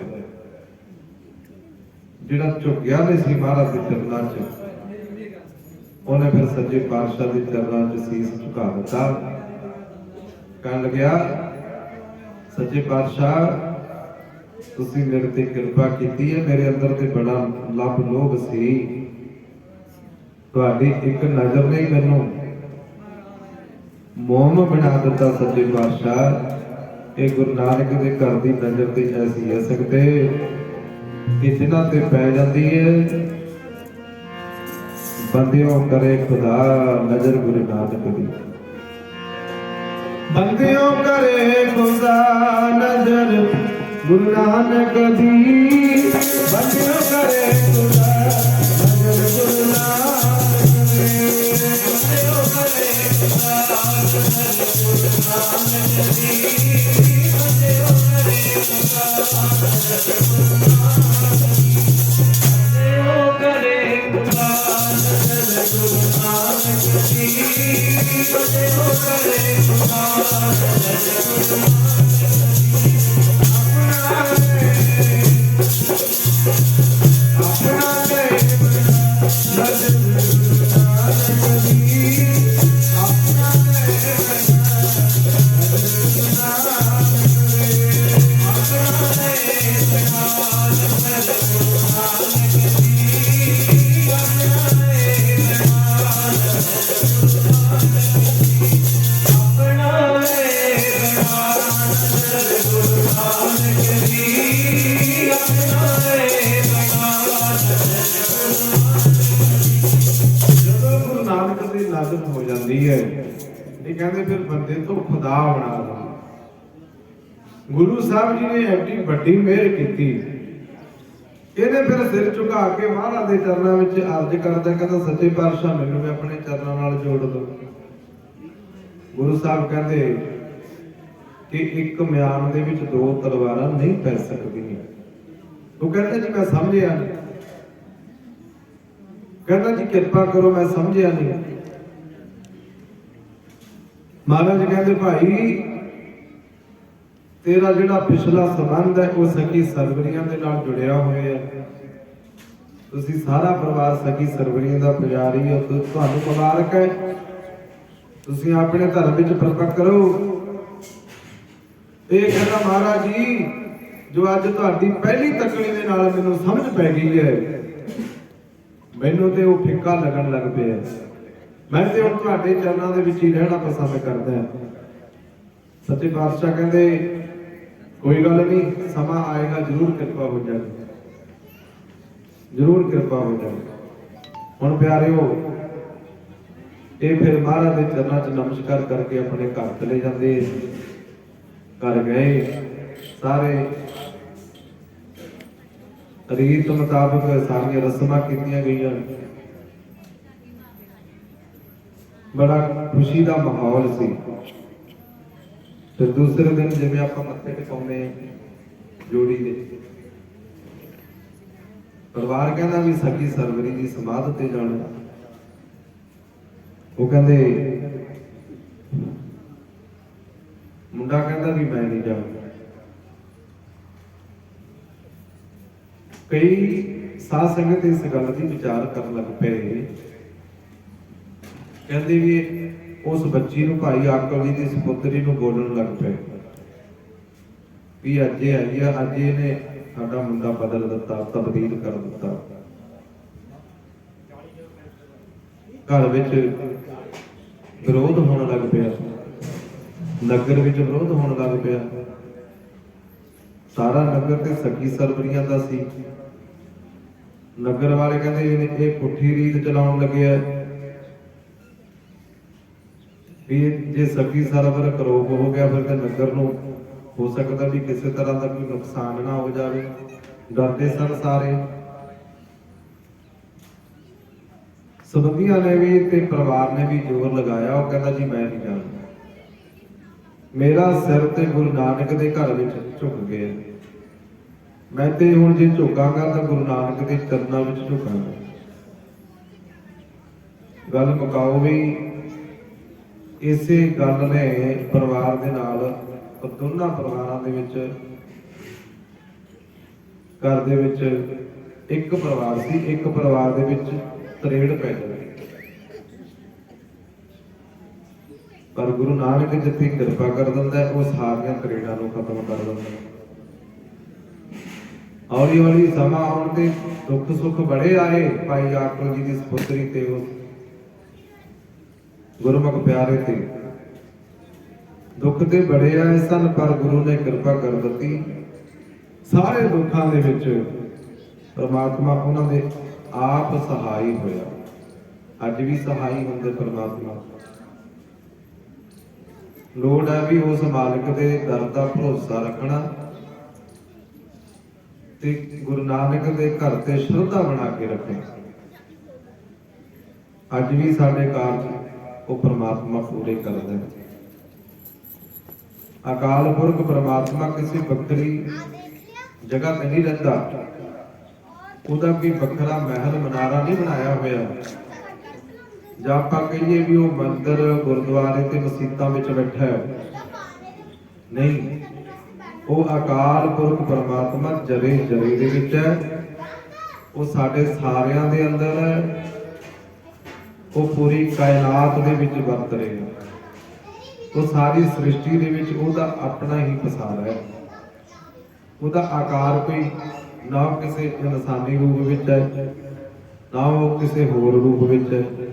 ਪਰ ਉਹਦਾ ਤਾਂ ਰੂਪ ਨਾ ਕੋਈ ਰੂਪ ਹੈ, ਨਾ ਰੇਖ ਹੈ, ਨਾ ਰੰਗ ਹੈ, ਨਾ ਭੇਖ ਹੈ। ਨਾ ਉਹਦਾ ਕੋਈ ਰੰਗ ਹੈ, ਨਾ ਉਹਦਾ ਕੋਈ ਭੇਖ ਹੈ। ਉਹਨੂੰ ਤੇ ਮਹਿਸੂਸ ਕਰਨਾ, ਮਹਿਸੂਸ ਏਦਾਂ ਕਰਨਾ ਹੈ ਵੀ ਉਹ ਸਾਡੇ ਹਮੇਸ਼ਾ ਅੰਗ ਸੰਗ ਹੈ। ਜੇ ਮਾੜੇ ਕਰਮ ਕਰਦੇ ਆ ਤਾਂ ਵੀ ਉਹ ਵੇਖਦਾ। ਦੁਨੀਆ ਤੋਂ ਤੇ ਆਪਾਂ ਉਹਦਾ ਕਰ ਲੈਣਾ ਲਵਾਂਗੇ। ਦੁਨੀਆ ਤੋਂ ਤਾਂ ਮਨੁੱਖ ਚੋਰੀ ਦਾ ਉਹਲਾ ਕਰ ਲੈਂਦਾ ਹੈ, ਹੋਰ ਵਿਕਾਰਾਂ ਤੋਂ ਉਹਲਾ ਕਰ ਲੈਂਦਾ ਹੈ, ਪਰ ਉਹ ਅਕਾਲ ਪੁਰਖ ਪਰਮਾਤਮਾ ਤੋਂ ਨਹੀਂ ਕੋਈ ਉਹਲਾ ਕਰ ਸਕਦਾ, ਜਿਹੜਾ ਹਰ ਜਗ੍ਹਾ ਤੇ ਰਮਿਆ ਹੋਇਆ। ਉਹ ਤੋਂ ਨਹੀਂ ਕੋਈ ਉਹਲਾ ਕਰ ਸਕਦਾ। ਇਸ ਕਰਕੇ ਗੁਰੂ ਨਾਨਕ ਦੇ ਘਰ ਵਿੱਚ ਜਿਹੜਾ ਵੀ ਜੁੜ ਜਾਂਦਾ ਹੈ, ਉਹ ਇਹਨਾਂ ਗੱਲਾਂ ਦਾ ਤਿਆਗ ਕਰਦਾ। ਇੱਕ ਤੇ ਉਹਦੇ ਅੰਦਰ ਹੰਕਾਰ ਖਤਮ ਹੋ ਜਾਂਦਾ ਹੈ। ਕਿਉਂ? ਉਹਨੂੰ ਪਤਾ ਲੱਗਣ ਲੱਗ ਜਾਂਦਾ ਵੀ ਹਉਮੈ ਨਾਵੈ ਨਾਲ ਵਿਰੋਧ ਹੈ, ਦੋਏ ਨਾ ਵਸੈ ਇਕ ਠਾਏ। ਹਉਮੈ ਵਿੱਚ ਸੇਵਾ ਨਾ ਹੋਵੇ ਤਾਂ ਮਨ ਵਿਰਥਾ ਜਾਏ। ਉਹਨੂੰ ਸਮਝ ਲੱਗ ਜਾਂਦੀ ਹੈ ਵੀ ਗੁਰੂ ਨਾਨਕ ਦੇ ਘਰ ਨੂੰ ਹਉਮੈ ਨਹੀਂ ਪਾਉਂਦੀ। ਉਹਨੂੰ ਪਤਾ ਲੱਗ ਜਾਂਦਾ ਵੀ ਹਉਮੈ ਅਤੇ ਨਾਮ ਦਾ ਆਪਸ ਵਿੱਚ ਟਕਰਾਅ ਹੈ। ਜਿੱਥੇ ਨਾਮ ਹੈ ਉੱਥੇ ਹਉਮੈ ਨਹੀਂ ਟਿਕ ਸਕਦੀ, ਜਿੱਥੇ ਹਉਮੈ ਉੱਥੇ ਨਾਮ ਨਹੀਂ ਟਿਕ ਸਕਦਾ। ਜਦੋਂ ਗੁਰੂ ਦੀ ਕਿਰਪਾ ਹੋ ਜਾਂਦੀ ਹੈ, ਹਉਮੈ ਦਾ ਖਾਤਮਾ ਹੋ ਜਾਂਦਾ ਹੈ ਤੇ ਨਾਮ ਦਾ ਅੰਦਰ ਵਾਸਾ ਹੋ ਜਾਂਦਾ ਹੈ। ਕਲਗੀਧਰ ਪਾਤਸ਼ਾਹ ਦੇ ਚਰਨਾਂ ਵਿੱਚ ਆਓ ਆਪਾਂ 10 ਮਿੰਟ ਬਾਕੀ ਰਹਿੰਦੇ ਆ, 11 ਵਜੇ 11:05 ਤੇ ਸਮਾਪਤੀ ਕਰਾਂਗੇ। ਕਲਗੀਧਰ ਪਾਤਸ਼ਾਹ ਦੇ ਚਰਨਾਂ 'ਚ ਗੁਰੂ ਦਾ ਸਿੱਖ ਸੇਵਾ ਕਰਦਾ ਹੈ। ਇੱਕ ਪਰਿਵਾਰ ਚਲਿਆ ਜਾਂਦਾ ਹੈ। ਮਹਾਰਾਜ ਦੇ ਚਰਨਾਂ 'ਚ ਛੋਟਾ ਬੱਚਾ ਸੀ, ਨਾਲ ਜਾ ਕੇ ਨਮਸਕਾਰ ਕੀਤੀ। ਛੋਟੇ ਬੱਚੇ ਨੂੰ ਦੇਖ ਕੇ ਕਲਗੀਧਰ ਪਾਤਸ਼ਾਹ ਖੁਸ਼ ਹੋ ਕੇ ਪੁੱਛਣ ਲੱਗੇ, ਕਹਿੰਦੇ ਹਾਂ ਭਾਈ ਕੀ ਨਾਮ ਹੈ ਤੇਰਾ? ਉਹ ਕਹਿੰਦਾ ਜੀ ਮੇਰਾ ਨਾਮ ਹੈ ਜੋਗਾ। ਸਤਿਗੁਰ ਖੁਸ਼ ਹੋਏ। ਮਹਾਰਾਜ ਨੇ ਬਚਨ ਕੀਤਾ, ਕਹਿੰਦੇ ਕਿਹਦੀ ਜੋਗਾ? ਜਿਹੜਾ ਸਤ ਸੰਗੀ ਪੁਰਸ਼ ਦਾ ਬੱਚਾ ਹੁੰਦਾ ਹੈ, ਸਤ ਸੰਗਤ ਮਾਂ-ਪਿਓ ਕਰਦੇ ਆ, ਅਸਰ ਬੱਚਿਆਂ ਤੇ ਪੈਂਦਾ ਹੈ। ਮਾੜੇ ਕਰਮ ਮਾਂ-ਪਿਓ ਕਰਦੇ ਆ, ਅਸਰ ਬੱਚਿਆਂ ਤੇ ਪੈਂਦਾ ਹੈ। ਜਿਹੜੀ ਮਾਂ ਬੱਚੇ ਨੂੰ ਜਨਮ ਦੇਣ ਤੋਂ ਪਹਿਲਾਂ ਬਾਣੀ ਨਾਲ ਜੁੜਦੀ ਹੈ, ਉਹਦਾ ਬੱਚਾ ਜਨਮ ਲੈਣ ਤੋਂ ਬਾਅਦ ਸਾਧ ਸੰਗਤ ਜੀ ਆਪੀ ਨਾਮ ਨਾਲ ਜੁੜ ਜਾਂਦਾ ਹੈ। ਉਹ ਨਾਮ ਜਪਣ ਵਾਲੀ ਰੂਹ ਪੈਦਾ ਹੋ ਜਾਂਦੀ ਹੈ। ਜਿਹੜੀ ਮਾਂ ਆਪਣੇ ਬੱਚੇ ਨੂੰ ਜਨਮ ਤੋਂ ਪਹਿਲਾਂ ਬਾਣੀ ਨਾਲ ਜੋੜਦੀ ਹੈ ਤੇ ਜਨਮ ਤੋਂ ਬਾਅਦ ਵੀ ਜਿਹੜੀ ਗੁੜਤੀ ਉਹ ਗੁਰਬਾਣੀ ਦੀ ਦਿੰਦੀ ਹੈ ਨਾ, ਉਹ ਬੱਚਿਆਂ ਤੇ ਐਡੀ ਕਿਰਪਾ ਹੋ ਜਾਂਦੀ ਹੈ ਵੀ ਉਹ ਫਿਰ ਜਵਾਨੀ ਵਿੱਚ ਜਾ ਕੇ ਭਟਕਦੇ ਨੇ। ਜਿਵੇਂ ਬਚਪਨ ਵਿੱਚ ਬੱਚਿਆਂ ਨੂੰ ਰਾਹ ਨਹੀਂ ਵਿਖਾਇਆ, ਆਪਾਂ ਲਾਡ ਚਾਉ ਦੇ ਵਿੱਚ ਬੱਚਿਆਂ ਨੂੰ ਘੂਰਦੇ ਨਹੀਂ, ਚੰਗੇ ਮਾੜੇ ਬਾਰੇ ਦੱਸਦੇ ਨਹੀਂ, ਚੰਗੀ ਸਿੱਖਿਆ ਨਹੀਂ ਦਿੰਦੇ, ਏਦਾਂ ਹੀ ਬੱਚੇ ਵਿਗੜ ਜਾਂਦੇ ਆ। ਸਾਡਾ ਕਹਿਣਾ ਮੰਨਣੋਂ ਹਟ ਜਾਂਦੇ ਆ ਬੱਚੇ। ਜਦੋਂ ਜਵਾਨ ਹੋ ਜਾਂਦੇ ਆ ਫਿਰ ਉਹ ਕਈ ਵਾਰੀ ਗਲਤ ਰਸਤਾ ਅਖਤਿਆਰ ਕਰ ਲੈਂਦੇ ਆ। ਜਦੋਂ ਫਿਰ ਬੱਚਾ ਜਵਾਨੀ ਵਿੱਚ ਪਹੁੰਚਦਾ ਤੇ ਉਦੋਂ ਤੱਕ ਅਸੀਂ ਵੀ ਉਹ ਡੋਰ ਸੀ ਜਿਹੜੀ ਉਹਦੀ ਉਹ ਆਪਣੇ ਹੱਥੋਂ ਛੱਡ ਚੁੱਕੇ ਹੁੰਦੇ। ਜਵਾਨੀ ਵਿੱਚ ਫਿਰ ਬੱਚੇ ਨੂੰ ਸਮਝਾਉਣਾ ਔਖਾ ਹੋ ਜਾਂਦਾ, ਸਮਝਦੇ ਨਹੀਂ ਬੱਚੇ। ਜੇ ਪਹਿਲੇ ਹੀ ਬੱਚੇ ਨੂੰ ਸਮਝਾਇਆ ਜਾਂਦਾ, ਜਿਵੇਂ ਕੋਰੀ ਫੱਟੀ ਤੇ ਜਿਹੋ ਜਿਹਾ ਵਰਤਾਵਾਂਗੇ, ਕੋਰੀ ਫੱਟੀ ਤੇ ਜਿਹੋ ਜਿਹਾ ਮਰਜ਼ੀ ਲਿਖ ਦੋ, ਲਿਖਿਆ ਜਾਣਾ ਨਾ। ਤੇ ਸਾਧ ਸੰਗਤ ਏਦਾਂ ਹੀ ਬਚਪਨ ਹੈ, ਇਹ ਬਚਪਨ ਨੂੰ ਜਿੱਧਰ ਨੂੰ ਜੋੜ ਦਾਂਗੇ, ਆਪਣੇ ਬੱਚਿਆਂ ਨੂੰ ਗੁਰਬਾਣੀ ਨਾਲ ਜੋੜੋ, ਗੁਰੂ ਘਰ ਦੇ ਨਾਲ ਜੋੜੋ। ਸਮਾਂ ਵੇਖ ਲਓ ਪਿਆਰਿਓ, ਆਪਾਂ ਨੂੰ ਪਤਾ ਵੀ ਕਿਹੋ ਜਿਹਾ ਆ ਰਿਹਾ ਅੱਗੇ ਅੱਗੇ, ਭਿਆਨਕ ਸਮਾਂ ਹੈ। ਗੁਰੂ ਤੋਂ ਟੁੱਟਦੇ ਜਾ ਰਹੇ ਆ ਲੋਕ, ਗੁਰਬਾਣੀ ਤੋਂ ਸਾਡੇ ਬੱਚੇ ਦੂਰ ਹੁੰਦੇ ਜਾਂਦੇ ਆ। ਆਓ ਗੁਰੂ ਕਿਰਪਾ ਕਰੇ ਕਿ ਆਪਣੇ ਬੱਚਿਆਂ ਨੂੰ ਚੰਗੀ ਸਿੱਖਿਆ ਦੇਈਏ। ਭਾਈ ਜੋਗੇ ਨੂੰ ਕਹਿੰਦੇ ਕਿਹਦੇ ਜੋਗਾ? ਕਹਿੰਦੇ ਮਹਾਰਾਜ ਤੇਰੇ ਜੋਗਾ, ਤੁਹਾਡੇ ਜੋਗਾ। ਸੱਚੇ ਪਾਤਸ਼ਾਹ ਕਹਿੰਦੇ ਅੱਛਾ ਤੂੰ ਸਾਡੇ ਜੋਗਾ ਹੈ? ਜੇ ਤੂੰ ਕਹਿੰਦੇ ਸਾਡੇ ਜੋਗਾ ਨਾ ਤਾਂ ਫਿਰ ਗੁਰੂ ਵੀ ਤੇਰੇ ਜੋਗਾ। ਸਾਧ ਸੰਗਤ ਮਹਾਰਾਜ ਦੇ ਚਰਨਾਂ ਵਿੱਚ ਹੀ ਮਨ ਬਣਾ ਲਿਆ ਵੀ ਹੁਣ ਬਚਪਨ ਹੈ, ਇੱਥੇ ਹੀ ਰਵਾਂਗਾ ਸੱਚੇ ਪਾਤਸ਼ਾਹ ਦੇ ਚਰਨਾਂ 'ਚ। ਮਾਂ ਪਿਓ ਨੇ ਬੜਾ ਜ਼ੋਰ ਲਾਇਆ ਜੋਗੀ ਨੂੰ ਲਿਜਾਣ ਦੇ ਲਈ ਵੀ ਜੋਗਿਆ ਚੱਲ ਭਾਈ ਹੁਣ ਆਪਾਂ ਨਗਰ ਵਿੱਚ ਚੱਲੀਏ, ਆਪਣੇ ਘਰ ਚੱਲੀਏ। ਇਹ ਕਹਿੰਦਾ ਤੁਸੀਂ ਜਾਓ, ਮੈਂ ਨਹੀਂ ਜਾਣਾ। ਸੱਚੇ ਪਾਤਸ਼ਾਹ ਕਹਿੰਦੇ ਭਾਈ ਕੀ ਹੋ ਗਿਆ? ਮਾਂ ਪਿਓ ਕਹਿੰਦੇ ਮਹਾਰਾਜ ਭਾਈ ਜੋਗਾ ਜਾਣ ਨੂੰ ਤਿਆਰ ਨਹੀਂ, ਅਸੀਂ ਕਹਿੰਦੇ ਆ ਵੀ ਚੱਲ ਚੱਲੀਏ ਘਰ, ਇਹ ਜਾਂਦਾ ਨਹੀਂ। ਮਹਾਰਾਜ ਕਹਿੰਦੇ ਰਹਿਣ ਦੋ ਜੇ ਨਹੀਂ ਜਾਂਦਾ। ਸੱਚੇ ਪਾਤਸ਼ਾਹ ਕਹਿੰਦੇ ਰਹਿਣ ਦੋ ਭਾਈ ਜੇ ਨਹੀਂ ਜਾਂਦਾ। ਚਲੋ ਛੱਡ ਕੇ ਤੇ ਸਾਧ ਸੰਗਤ ਬਚਪਨ ਤੋਂ ਲੈ ਕੇ ਜਵਾਨੀ ਤੱਕ ਪਹੁੰਚ ਜਾਂਦਾ ਹੈ। ਜਦੋਂ ਜਵਾਨ ਹੋਇਆ ਫਿਰ ਮਾਂ ਪਿਓ ਨੂੰ ਫਿਕਰ ਲੱਗ ਗਈ ਵੀ ਜੋਗੇ ਦਾ ਵਿਆਹ ਵੀ ਕਰ ਦਈਏ। ਮਾਂ ਪਿਓ ਲੈਣ ਵਾਸਤੇ ਆ ਕੇ ਕਹਿੰਦੇ ਮਹਾਰਾਜ ਜੋਗੇ ਦਾ ਵਿਆਹ ਕਰਨਾ ਹੈ। ਮਹਾਰਾਜ ਲੈ ਜੀਏ। ਕਹਿੰਦੇ ਭਾਈ ਜੋਗੇ ਨੂੰ ਪੁੱਛ ਲਓ। ਜੋਗੇ ਨੇ ਜਵਾਬ ਦੇ ਦਿੱਤਾ। ਕਹਿੰਦੇ ਮਹਾਰਾਜ ਇਹ ਤੇ ਜਵਾਬ ਦਿੰਦਾ ਹੈ। ਸੱਚੇ ਪਾਤਸ਼ਾਹ ਕਹਿੰਦੇ ਨਹੀਂ ਭਾਈ ਜੋਗਿਆ ਕੋਈ ਗੱਲ ਨਹੀਂ, ਜਾਓ ਜੇ ਮਾਂ ਪਿਓ ਦੀ ਇਹੀ ਖੁਸ਼ੀ ਹੈ ਨਾ ਤਾਂ ਚਲੇ ਜਾਓ। ਭਾਈ ਜੋਗਾ ਕਹਿੰਦੇ ਆ ਜਾਂਦਾ ਹੈ। ਘਰ ਆਉਣ ਤੇ ਪਰਿਵਾਰ ਨੇ ਭਾਈ ਜੋਗੇ ਦਾ ਵਿਆਹ ਰੱਖ ਦਿੱਤਾ। ਇਹ ਸਾਧ ਸੰਗਤ ਔਰ ਇੱਕ ਵਾਅਦਾ ਕਰਕੇ ਆਇਆ ਸੀ ਮਹਾਰਾਜ ਨਾਲ, ਕਹਿੰਦਾ ਸੱਚੇ ਪਾਤਸ਼ਾਹ ਹੁਣ ਤੋਰਦੇ ਹੋ, ਮੈਨੂੰ ਯਾਦ ਰੱਖਿਓ। ਮਹਾਰਾਜ ਮੈਨੂੰ ਭੁੱਲ ਨਾ ਜਾਏ। ਹੁਣ ਸੱਚੇ ਪਾਤਸ਼ਾਹ ਕਹਿੰਦੇ ਜੋਗਿਆ ਤੈਨੂੰ ਕਿੱਦਾਂ ਭੁੱਲਣਾ ਭਾਈ, ਚੇਤੇ ਰੱਖੀ ਵੀ ਜਦੋਂ ਬੁਲਾਵਾਂਗੇ ਉਦੋਂ ਹੀ ਆ ਜਾਏਂਗੇ। ਸੱਚੇ ਪਾਤਸ਼ਾਹ ਦੇ ਚਰਨਾਂ 'ਚ ਨਮਸਕਾਰ ਕਰਕੇ ਜਾਂਦਾ। ਘਰ ਵਿੱਚ ਵਿਆਹ ਦਾ ਮਾਹੌਲ ਬਣਿਆ ਤੇ ਸਾਧ ਸੰਗਤ ਦਿਨ ਮੁਕਰਰ ਕੀਤੇ ਗਏ। ਹੌਲੀ ਹੌਲੀ ਉਹ ਸਮਾਂ ਆਇਆ ਜਿਸ ਦਿਨ ਭਾਈ ਜੋਗੇ ਦੀ ਬਰਾਤ ਦੀ ਰਵਾਨਗੀ ਹੋਣੀ। ਬਰਾਤ ਚੜ੍ਹਦੀ ਹੈ ਘਰ ਤੋਂ ਬੜੇ ਚਾਵਾਂ ਦੇ ਨਾਲ, ਆਨੰਦ ਕਾਰਜ ਹੋਣ ਲੱਗੇ। ਅਜੇ 2 ਲਾਵਾਂ ਹੀ ਹੋਈਆਂ ਸੀ, ਅਜੇ 2 ਲਾਵਾਂ ਹੋਈਆਂ। ਆਨੰਦਪੁਰ ਵਾਲੇ ਗੁਰੂ ਦਾ ਸੁਨੇਹਾ ਆ ਗਿਆ। ਇੱਕ ਸਿੱਖ ਪੱਤਰਕਾ ਲੈ ਕੇ ਆਇਆ ਹੋਇਆ ਸੀ, ਬੈਠਾ ਸੀ ਪਿੱਛੇ। ਜਦੋਂ 2 ਲਾਵਾਂ ਹੋਈਆਂ ਅੱਗੇ ਹੋ ਗਿਆ।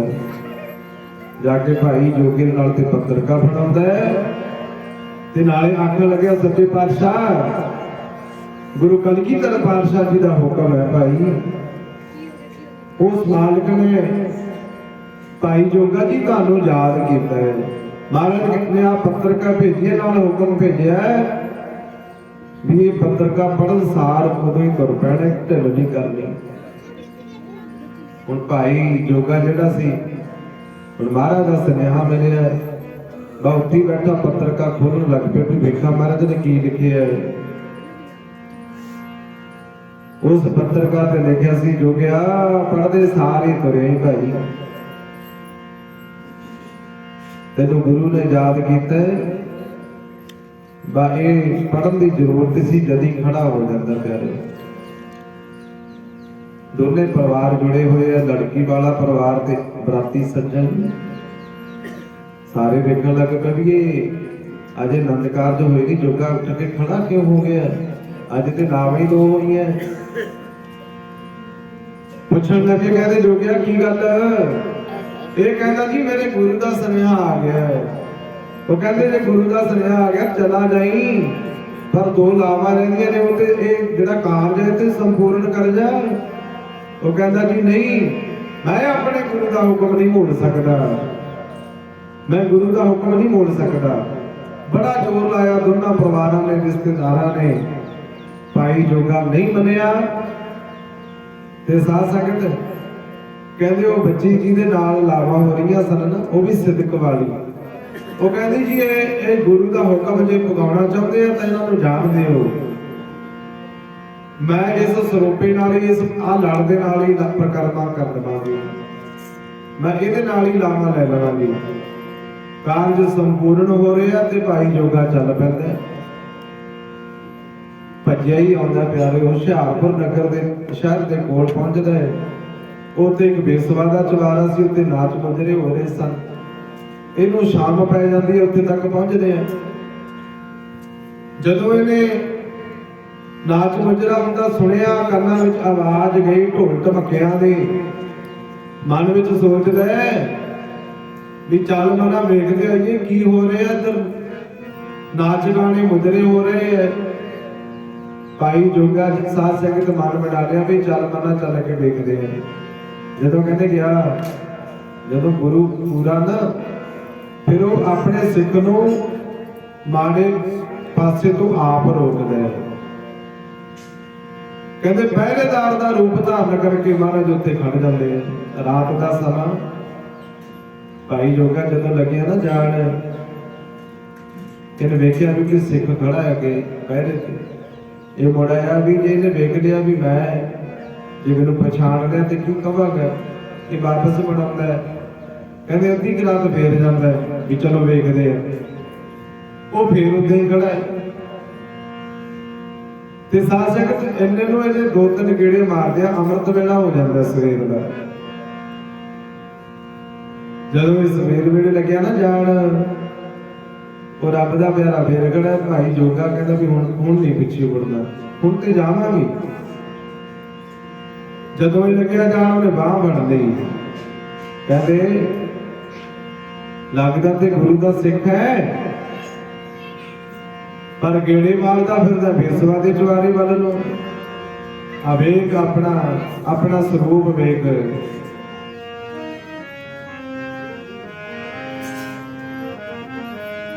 ਕਿਰਪਾਨ ਵੀ ਪਾਈ ਹੋਈ ਹੈ,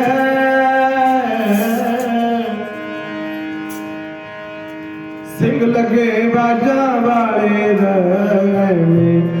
ਸੁਰਤ ਬਣਾਈ ਹੋਈ ਹੈ।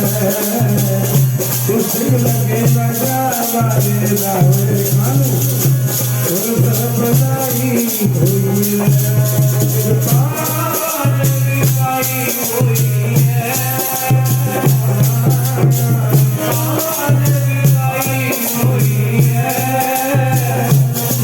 लगे बाजा वाले बुलाई हुई है, लगे बाजा वाले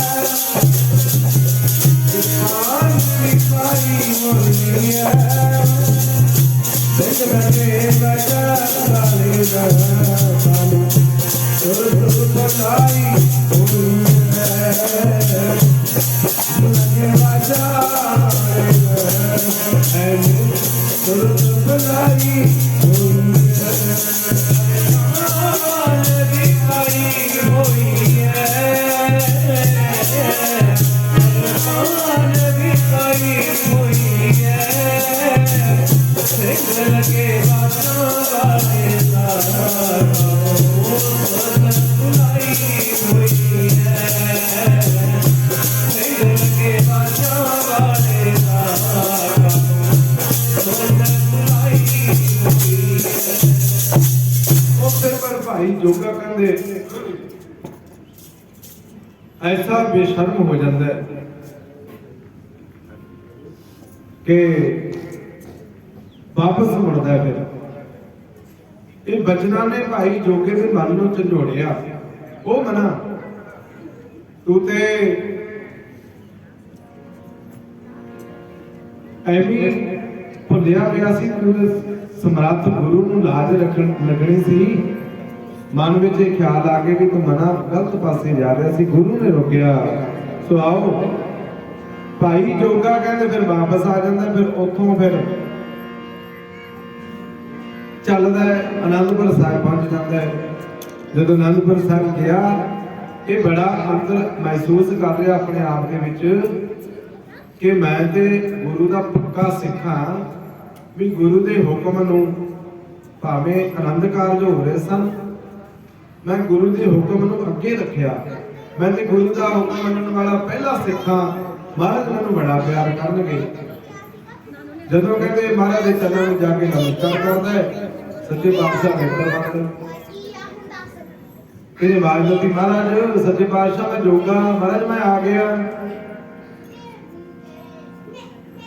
ਸੱਚੇ ਪਾਤਸ਼ਾਹ ਫੇਰ ਨੇਤਰ ਬੰਦ। ਜਦੋਂ ਵੇਖਿਆ ਵੀ ਮਹਾਰਾਜ ਐ ਲੱਗਦਾ ਜਿਵੇਂ ਸੌਂ ਗਏ ਹੁੰਦੇ, ਕਹਿੰਦਾ ਮਹਾਰਾਜ ਰਾਤੀ ਸੁੱਤੇ ਨਹੀਂ, ਤੁਸੀਂ ਐ ਲੱਗਦਾ ਜਿਵੇਂ ਤੁਹਾਨੂੰ ਨੀਂਦ ਆਉਂਦੀ ਹੋਵੇ ਮਹਾਰਾਜ।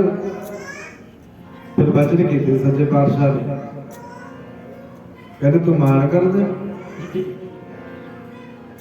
ਤੂੰ ਮਾਣ ਕਰਦਾ ਵੀ ਮੈਂ ਲਾਵਾਂ ਤੇ ਵਿਚਕਾਰ ਛੱਡ ਕੇ ਆਇਆ, ਹੰਕਾਰ ਕਰਦਾ ਇਸ ਗੱਲ ਦਾ। ਤੈਨੂੰ ਹੰਕਾਰ ਹੈ ਜੇ ਤੂੰ ਲਾਵਾਂ ਛੱਡ ਕੇ ਆਇਆ ਹੈ। ਜਿਹੜੀ ਪੁੱਛਦਾ ਨਾ ਵੀ ਤੁਹਾਨੂੰ ਨੀਂਦ ਆਉਂਦੀ ਹੈ, ਨੀਂਦ ਰਹੇ ਹੋ ਤੁਸੀਂ, ਸਾਰੀ ਰਾਤ ਤੇ ਪਹਿਰਾ ਦੇਣਾ ਪਿਆ, ਹੁਣ ਨੀਂਦਰ ਨਹੀਂ ਆਉਗੀ ਤੇ ਹੋਰ ਕੀ ਹੋਣਾ ਹੈ। ਮਹਾਰਾਜ ਕਹਿੰਦੇ ਹੋ ਜੋਗਿਆ, ਉਹ ਜੇ ਤੂੰ ਛੱਡ ਕੇ ਵਿਚਾਲੇ ਨਾ ਆਇਆ ਗਿਆ, ਮੈਂ ਵੀ ਸਾਡੀ ਰਾਤ ਹੋ ਗਿਆ। ਛੱਡ ਕੇ ਵਿਚਾਲੇ ਨਾ ਆਇਆ ਗਿਆ, ਮੈਂ ਵੀ ਚੌਕੀਦਾਰ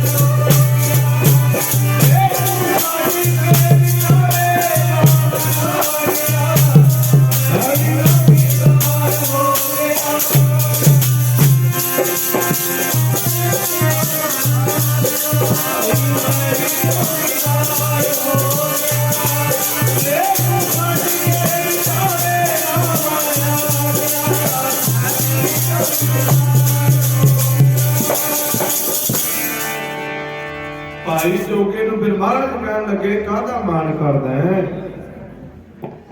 ਸਾਧ ਸੰਗਤ ਫਿਰ ਉਸ ਵਕਤ ਮਹਾਰਾਜ ਦੇ ਚਰਨਾਂ ਵਿੱਚ ਝੁਕ ਕੇ ਕਹਿੰਦਾ, ਸੱਚੇ ਪਾਤਸ਼ਾਹ ਮੈਂ ਤੇ ਇਸੇ ਗੱਲ ਦਾ ਬੜਾ ਮਾਣ ਕਰਦਾ ਸੀ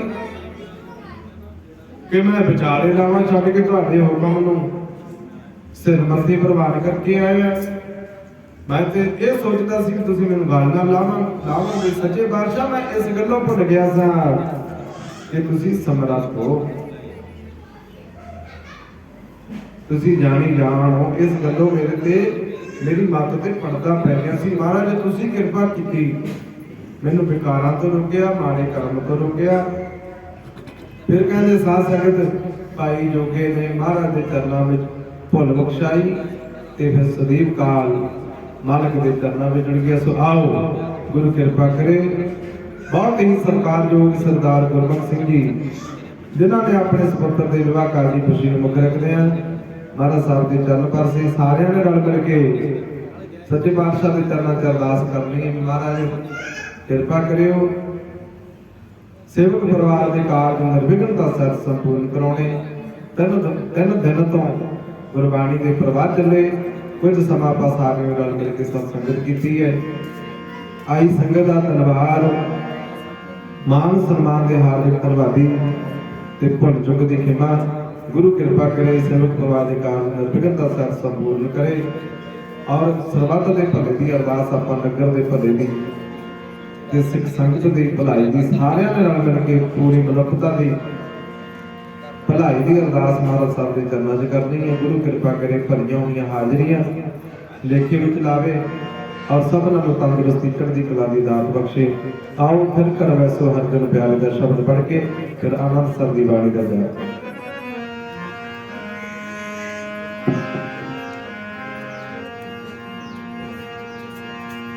फिर कर वैसो हर जन प्यारे, सतगुर तुमरे काज सवारे। दुष्ट दूत परमेश्वर मारे, जन की पैज रखी करतारे। बादशाह शाह सब बस कर दीने, अमृत नाम महारस पीने। निरपा होए भजो भगवान, साध संगत मिल कीनो दान। शुरुआत वेले शब्द पढ़िया सी, आओ शब्द दी पंक्तियां पढ़ के फिर आपां समाप्ति करांगे।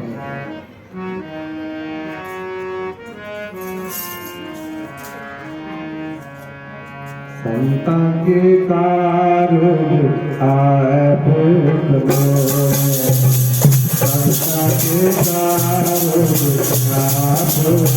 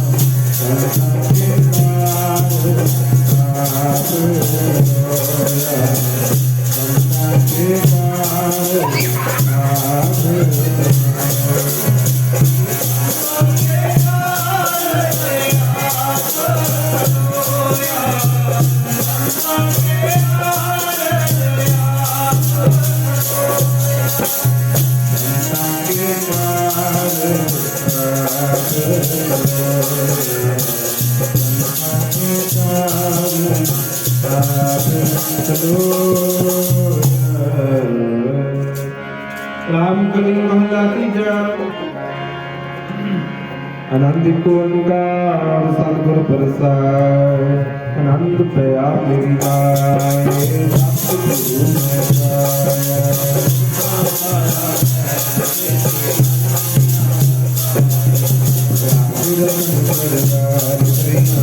शब्द राम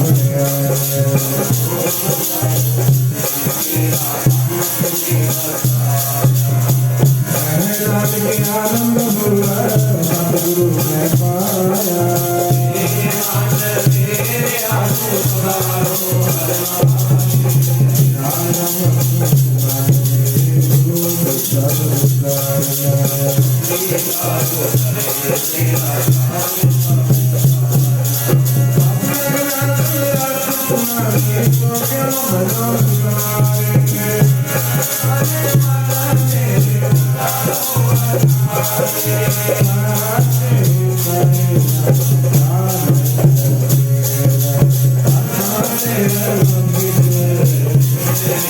सदा सुख सदा तेरे नाम मन बसावे नाम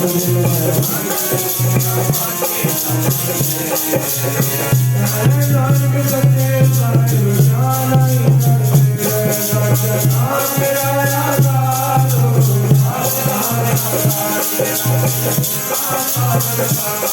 काल सुख मन आए